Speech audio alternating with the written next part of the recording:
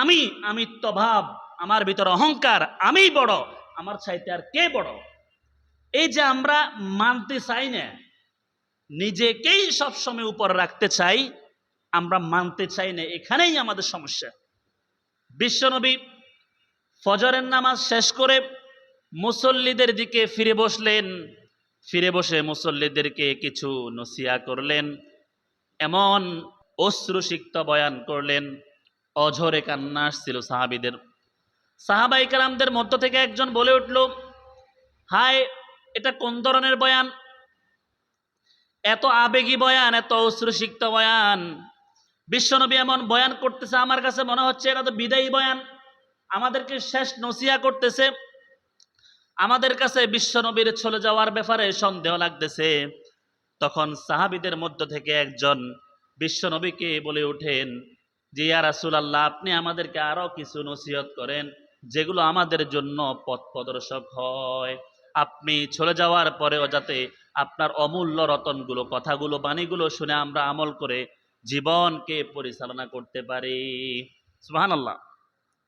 এরপরে বিশ্বনবী আগে যা যা নসিহত করেছেন, এরপরে ওই সাহাবী বলার পরে স্পেশালি বিশ্বনবী বলেছেন, উসিকুম বিতাকওয়াল্লাহ ওয়াস-সামঈ ওয়াত-তাআতি ওয়া ইন্না বেদুন হাবশিয়ুন আও কামা ক্বালা আলাইহিস সালাতু ওয়াস-সালাম। হে আমার সাহাবারা, আমি তোমাদেরকে সর্বশেষ বিশেষ গুরুত্ব দিয়ে তোমাদেরকে আরো কয়েকটি নসিহত করতেছি। উসিকুম বিতাকওয়াল্লাহ, আমি তোমাদেরকে নসিহত করতেছি তোমরা সর্ব অবস্থায় আল্লাহ তাআলাকে ভয় করবে। সুবহানাল্লাহ। বিশ্বনবী এরপরে বলেছেন, ওয়াস-সামঈ ওয়াত-তাআতি, শুনবে এবং অনুসরণ করবে। কাকে করবে? ওয়া ইন আবেদুন হাবশিয়ুন, যদিও তোমাদের নেতা, তোমাদের জিম্মাদার একজন হাবশি গোলাম হয়। বিষয়টি স্পষ্ট করে বলে দিচ্ছি। বিশ্বনবী বলেছেন, আপনি একটা কাফেলার মধ্যে আছেন, একটা জামাতের মধ্যে আছেন, ওই জামাতের, ওই কাফেলার, ওই গোল মজলিসের, ওই দরবারের এমন একজন ব্যক্তিকে সরদার বানিয়ে দেওয়া হয়েছে, নেতা বানিয়ে দেওয়া হয়েছে, আমির বানিয়ে দেওয়া হয়েছে, যে আব্দুন হাবশিয়ুন, হাবশি গোলাম, কালো, দেখতে সুন্দর নাই, কুৎসিত, যার কোনো প্রকারের যোগ্যতা নাই, কিন্তু পরামর্শ ভিত্তিক তাকে যদি আমির বানিয়ে দেওয়া হয়, তাকে যদি নেতা বানিয়ে দেওয়া হয়, সরদার বানিয়ে দেওয়া হয়, তাহলে তোমরা তার কথা শুনবে এবং মানবে। বলে সুবহানাল্লাহ। কত অমূল্য নসিহত! আপনি বিষয়টাকে একটু অনুধাবন করেন। যে কোনো মিছিল মিটিংয়ে, যে কোনো জনসভায়, যে কোনো গ্রুপের মধ্যে, দলের মধ্যে, জামাতের মধ্যে আপনার সামনে যদি একজনকে পরামর্শ ভিত্তিক নেতা বানিয়ে দেওয়া হয়, আমির বানিয়ে দেওয়া হয়, সে যদি আপনার চাইতে একদম নিম্ন স্তরের যোগ্যতা সম্পন্ন হয়, তার কাছে তার যোগ্যতার সার্টিফিকেট আছে একটা, আর সেখানে এমন এমন ব্যক্তিরা রয়েছে যাদের 8, 10, 12টা সার্টিফিকেট রয়েছে, কিন্তু পরামর্শ ভিত্তিক তাকে যদি আমির বানিয়ে দেওয়া হয়, তাকে আমির বানা, নেতা মানা, এটা আমার আপনার উপর দায়িত্ব, কর্তব্য। এটা কে বলেছে? বিশ্বনবী বলেছে। কে বলেছে? এই যে এখানে আমাদের সমস্যা, এই জায়গায় আমাদের সমস্যা। আমাদের ভিতরে তাকওয়া নাই, আল্লাহর ভয় ভীতি নাই। কারণ সবাই নিজেকে নিজে অনেক বড় পণ্ডিত মনে করি আমরা।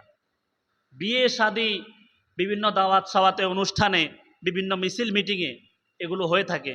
আমারে মূল্যায়ন করলো না, অতের নেতা বানাই দিল। আমারে মূল্যায়ন করলো না, অতেরে প্রধান বানাই দিল। কি আয় কি কম নি? আমি কি কম নি? আমার যোগ্যতা কি কম আসেনি? এটার ভিতরেই তো সমস্যা, এখানেই আমাদের সমস্যা।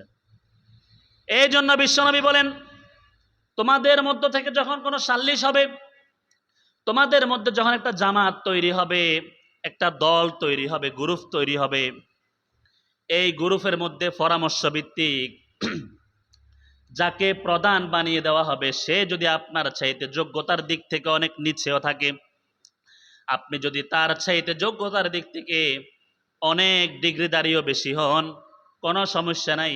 সে যদি হাবশি গোলাম হয়, সে যদি একজন নিম্নমানের যোগ্যতা সম্পন্ন হয়, পরামর্শ ভিত্তিক যাকে নেতা বানিয়ে দেওয়া হয়েছে, তোমরা ওয়াসসামি'i ওয়াত-তাআতি, তার কথা শুনবে এবং তার কথা মানবে। সুবহানাল্লাহ বলেন। মানতে পারা, একজনকে মানতে পারা, নিজেকে ছোট করা, অসুবিধা নাই। প্রধান যাকে বানাইছে উনি যা বলবে তা আলহামদুলিল্লাহ, সমস্যা না। আমাদের যোগ্যতা বেশি হইলেও কিছে, পরামর্শ ভিত্তিক সবার মধ্যে যাকে বানা দিছে সে। এই যে নিজেকে ছোট মনে করা, আরেকজনকে উপরে উঠে দেওয়া, এটা সবার পক্ষে সম্ভব হয় না। এটা সবার পক্ষে সম্ভব হয় না। আল্লাহ আমাদেরকে মানার, নিজেকে ছোট করে অন্যকে উপরে উঠে দেওয়া সে তৌফিক দান করে। প্রত্যেক বলে আমিন। চেষ্টা করবেন, যে নিজেকে ছোট করবে আল্লাহ তাকে উপরে উঠাই দিবে, আর যে নিজেকে বড় বড় বলবে তাকে আল্লাহ নিচে নামাই দিবে। মাটির সাথে প্রত্যেকটা ব্যক্তির একটা রশি গাঁথা আছে, আর আসমানের সাথে একটা রশি টানানো আছে তার মাথার সাথে। যখন কোনো ব্যক্তি বলে আমিই বড়, এভাবে তার মাথাকে উঁচা করে, তখন তার নিচে মাটির দিকে যে রশি গাঁথা আছে সেই রশি তাকে মাটির দিকে টান মারে।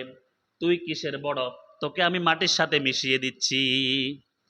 আর কোন ব্যক্তি যদি নিজেকে বলে না না আমি বড় নয়, উনি আমার থেকে বড়, আমি কিছু না, আমি কিছু না, নিজেকে যদি তাওয়াজু করে নম্রতা ভাব দেখিয়ে নিজেকে ছোট মনে করে যে তার মাথাটাকে নিচের দিকে নামায়, আসমানের রশি তাকে উপরের দিকে টান মারে। সুবহানাল্লাহ বলেন। যে নিজেকে ছোট করতে চায় আল্লাহ তাকে উপরে উঠাই দে, তার সম্মান বাড়াই দে। আর যে বলে যে আমি তো আমি, তখন তার মাটির এই রশিটা তাকে নিচের দিকে টান মারে। আরে তুই কে? তুই তো কিছুদিন পরে মাটিতে চলে আসবি, তোকে তো আমি গিলে ফেলবো। তোর সমস্ত দাম্ভিকতা, অহংকারী আমি মাটির সাথে তোকে সব মিশিয়ে দিব। আর নিজেকে যদি ছোট করতে চাই তো আল্লাহর কুদরতি রশি আপনাকে উপরের দিকে উঠিয়ে নিবে। সুবহানাল্লাহ বলেন।